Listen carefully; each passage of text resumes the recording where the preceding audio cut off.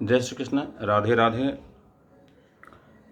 एक बार त्रेता जुग माही, शंभु गए कुंभज ऋषि पाही।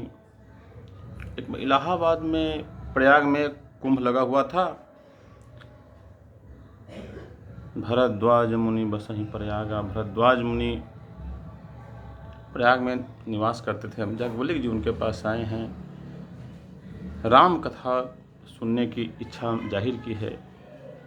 प्रभु, वो कौन सी कथा है जो मन को, चित्त को शांति प्रदान करने वाली है? मेरा इहलोक और परलोक दोनों सुधार दे, ऐसी कोई कथा कहिए। मुनिवर ने भगवान शिव की कथा वहाँ पर शुरू की है कि एक बार त्रेता युग माही, शंभु गए कुंभज ऋषि पाही। एक बार त्रेता युग में भगवान शिव गए हैं अगस्त ऋषि के पास सत्संग करने के लिए।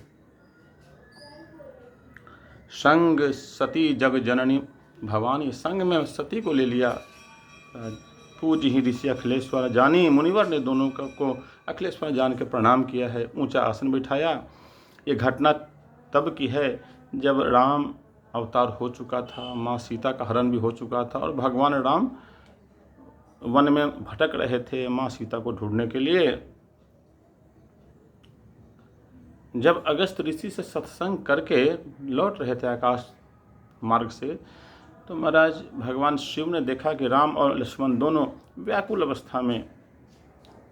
भगवान राम के बारे में वर्णन है कि एक एक पुष्प से, लता से, वृक्ष से पूछते चलते थे, हे खग मृग, हे मधुकर श्रेणी, हे खग मृग, हे मधुकर श्रेणी, तुम देखी सीता मृग नैनी। एक एक पुष्प से, लता से, वृक्षों से पूछ रहे थे, आपने कहीं सीता को देखा है? आकाश मार्ग से भगवान शिव मां सती के साथ जा रहे थे। ऊपर से महाराज भगवान शिव ने प्रणाम किया। सती को घोर आश्चर्य हुआ कि शंभु जगत वंद जगदीशा, भगवान शिव तो साक्षात जगत वंद है, सारा संसार इनकी वंदना करते हैं। सुर नर मुनि सब ना वहीं शीशा, ये भला किसकी वंदना कर रहे हैं? पूछा कि कौन है? भगवान शिव ने कहा, ये मेरे आराध्य भगवान राम हैं। सती के मन में संशय हुआ, ऐसे कहीं भगवान होते हैं जो पत्नी के वियोग में पुष्प से, लता से, वृक्षों से पूछते चलते हैं कि आपने क्या हमारी पत्नी को कहीं देखा है? ये कैसे भगवान है? मन में संशय हुआ।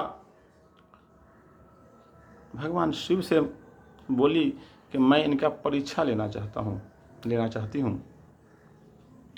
भगवान शिव ने कहा, देवी, वैसे ईश्वर परीक्षा के लायक नहीं होते हैं, लेकिन आपकी अगर इच्छा है तो आप जाइए, परीक्षा लीजिए।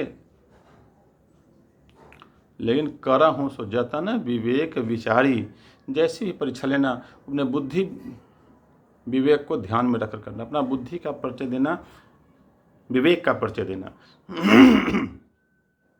महाराज सती ने विचार किया बार बार, कैसे परीक्षा लूँ। अंत में निष्कर्ष किया कि इस वक्त सीता को खोज रहे हैं, अगर मैं सीता का रूप लेकर इनके आगे आऊं तो असली परीक्षा हो जाएगी।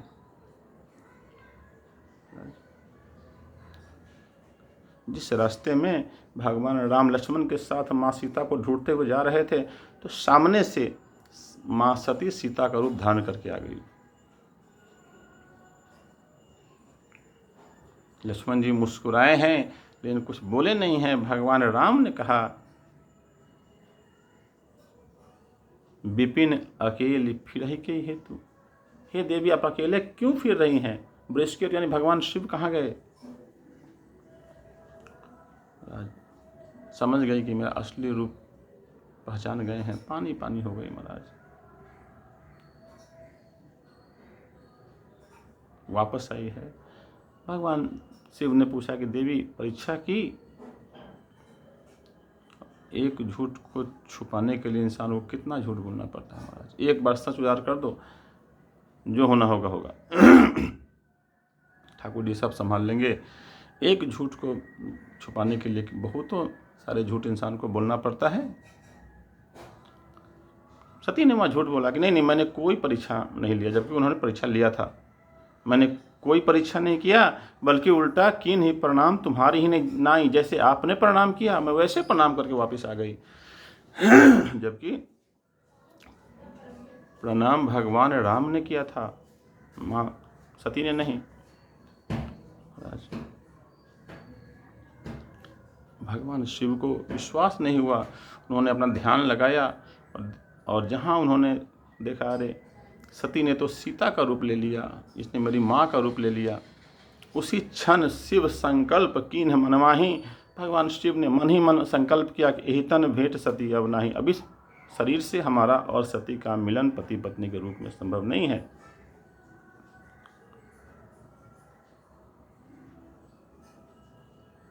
यही तन भेंट सती अब नाही। भगवान शिव ने मन ही मन यह संकल्प कर लिया। सती को आभास हुआ और महाराज कैलाश पे आए हैं। महाराज बीते संवत सहस 87 भगवान शिव ने अपनी अघोर साधना शुरू कर दी। महाराज अमोघ साधना शुरू की, 87,000 वर्षों तक ध्यान मग्न रहे। बीते संवत सहस 87 तजी समाधि संभुव विनाशी। 87,000 वर्षों की समाधि के बाद उनकी आंखें खुली, देखा सती अभी भी वैसे ही खड़ी है। महाराज सन्मुख शंकर आसन दिन्हा, सामने आसन दिया कि देवी विराजो, जबकि पत्नी का स्थान बाएं तरफ होता है। भगवान शिव ने सन्मुख आसन दिया है। सती समझ गई इन्होंने मेरा त्याग कर दिया है। जिस पत्नी को पति ने ही अगर त्याग कर दिया हो तो परित्यक्ता हो, पति त्यक्ता हो, उसके मन में ये भावना होती है कि अब तो इस जीवन में मेरा जिंदगी ही बेकार हो गया, अब मैं क्या करूं। सती ने भी यही विचार किया। जो पति पत्नी का जो रिश्ता होता है ना, बहुत संवेदनशील रिश्ता होता है। सोचिए कोई कन्या, कोई लड़की अपना सारा गांव, सारा समाज, सारा परिवार, यहाँ तक कुल गोत्र का त्याग करके एक अनजाने व्यक्ति के साथ, जिसको कभी देखा नहीं, जिसके बारे में कभी सुना नहीं, कहीं मिला नहीं, उसके साथ शेष जीवन की यात्रा पे निकल पड़ती है बिना कोई जान पहचान के, अपना सब कुछ त्याग करके। कम बड़ा त्याग नहीं है, बहुत बड़ा त्याग होता है। इसीलिए पति के आधे अंग पे अर्धांगिनी कहा गया उसको।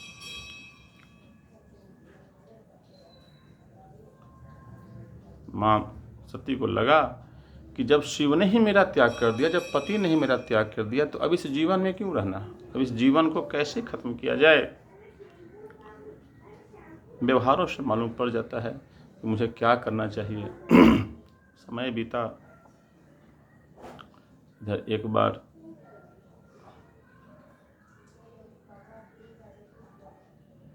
पति पत्नी का रिश्ता है। महाराज एक सज्जन थे, नई नई शादी हुई थी।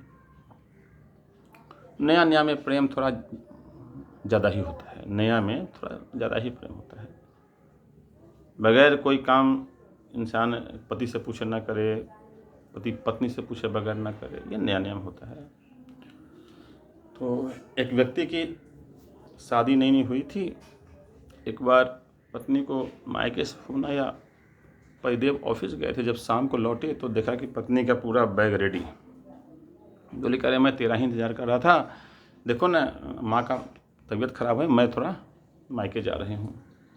भाई साहब ने कहा कि अरे रुक जाओ, हम भी चलेंगे। बोले नहीं नहीं आप यहाँ रहो, बस मैं आज गई 2 रोज़ के बाद में आ जाऊँगी। अरे लोग क्या कहेंगे वहाँ के, देखो पत्नी का गुलाम है, जोरू का गुलाम है, हमेशा पत्नी के पीछे पे रहता है।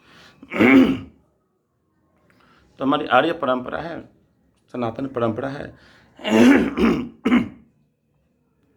कहीं भी आदमी पत्नी को अकेले नहीं जाने दे। वो भी उनको छोड़ने के लिए रेलवे स्टेशन पर आए। ट्रेन आई, ट्रेन पे पत्नी को बैठाया, प्रेम ज़्यादा थी, आंसू गिरने लगे।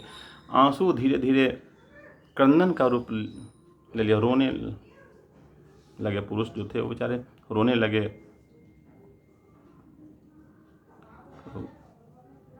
बहुत जोर जोर से रोने लगे। उनका रोना सुनकर अगल बगल के भी लोग रोने लगे। एक सज्जन ने हिम्मत करके रोते रोते आए, हिम्मत करके,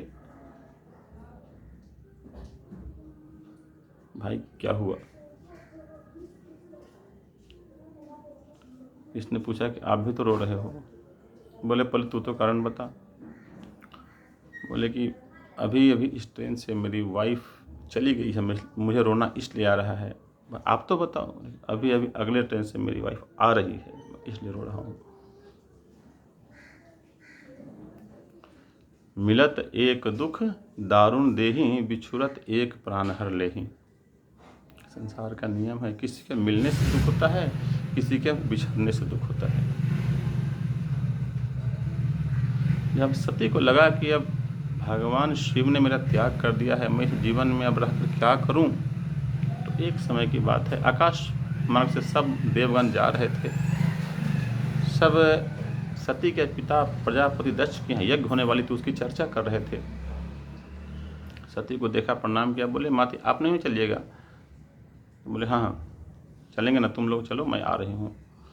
यद्यपि इनको कोई बुलावा नहीं था। महाराज शास्त्र कहता है कि जहाँ आपको निमंत्रण न हो वहाँ पे जाना नहीं चाहिए, अपमान होगा।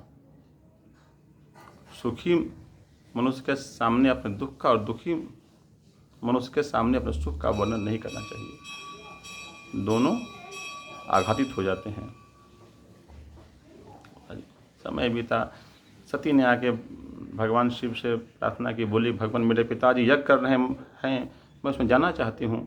भगवान शिव ने हालांकि एक बार समझाने का प्रयास किया, लेकिन मानी नहीं है, क्योंकि राजहट, बालहट और स्त्री हट तीनों को परमहट कहा गया है। मानी नहीं तो झुक गए भगवान शिव, अपने गण श्रृंगी भृंगी को साथ लगा दिया। बोला कि जाओ इनको यज्ञ का दर्शन करवा के आ जाना। यज्ञ में गई है, महाराज पिता के द्वारा अपमानित महसूस की गई, और वहीं यज्ञाग्नि के हवन कुंड में उन्होंने अपने शरीर का त्याग किया है। बोली सती माता की जय। विशेष कल के सत्र में